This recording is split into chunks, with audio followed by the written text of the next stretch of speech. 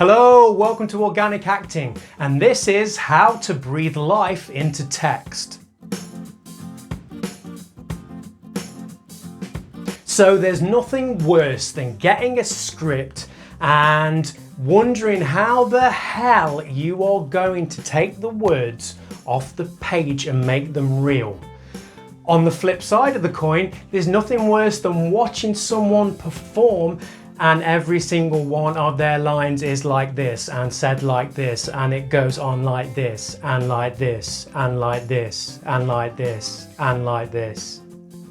Okay, that's an extreme example, but how do you make your words come to life? How do you make them more real? How do you make them more appealing? How do you make them more musical even? Let's find out. The first one is given circumstances. Now, if you've watched this channel before, you know I am a Stanislavski nut, but given circumstances are basically what the scene is about. What is the context? You need to know what is happening in the scene for you to be more naturalistic and to bring the lines, the text to life. So where has the character been before? Why are they there? What time is it? Even the time of the scene is going to affect the way that you say those lines. So what are the meat and potatoes of that scene? The next one is intention. So what does your character want? What is their objective? There must be a reason for them to be in that scene and saying those lines. If they didn't have a reason for being there, they wouldn't be there. So what do they want? There's got to be something that they want, and try and play that want. Also think about what is at stake if your character doesn't get what they want. Is it a life-changing objective that they have to get, and if they don't get, their life is destroyed? Is it something like they want their favorite chocolate bar at the supermarket and they don't have that chocolate bar and they have to settle for their second favorite, where the stakes are quite low? Think about objectives, wants, stakes, what is at stake. Those things are going to help elevate your lines and make them more real. Psychological actions are what I use to make sure that every line that I'm saying doesn't sound the same. We've spoken about objectives, wants. Psychological actions are what you do or what you play to get what you want.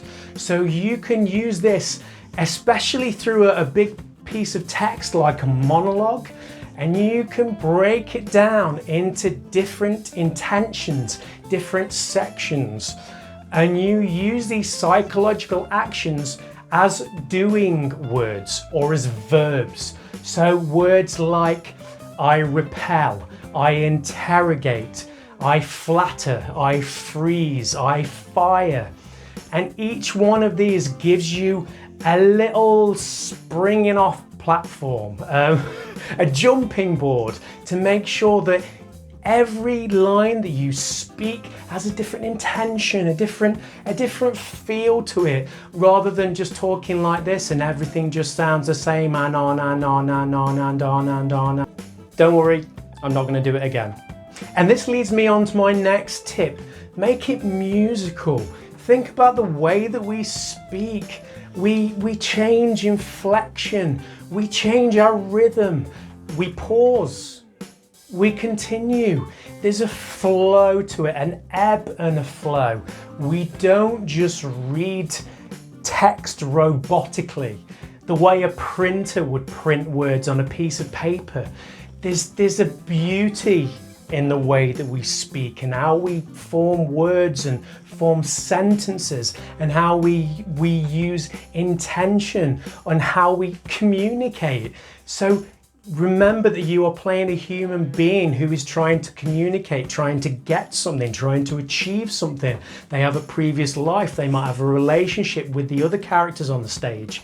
How can you use that ebb, that flow, that musical quality in the way you speak? Rewrite it.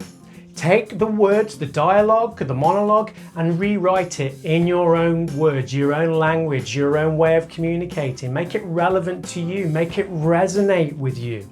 Then you may begin to understand the original author's intentions, and you can start to breathe life into your words. This last one is called chair rehearsal. I did mention that in a previous video, I've linked that up above. But what it basically is something that you can do in a group or a small group. So let's say you have a duologue with 2 actors. You will also have in this group 2 other people, perhaps not actors, who were sat in chairs in the rehearsal space. And those 2 people who were not acting will have the script. And let's say it's a duologue, they will take turns reading the lines. A, then B, A, then B. When reader A reads their line, the actor A will say it without reading from the script, but just say it. And they will try to make that line come alive. They will put their intention, their rhythm, their purpose and meaning behind it. Reader B will then read their line, and actor B will again try to bring that line to life, to make it flow and ebb and make it jump off the page. And it's a great way to get actors off of the page and to create something new, something visceral. And you can do this for the whole play if you like. It's great to use in the early days.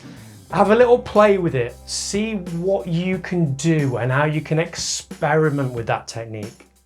How do you breathe life into your text? Let me know in the comments below.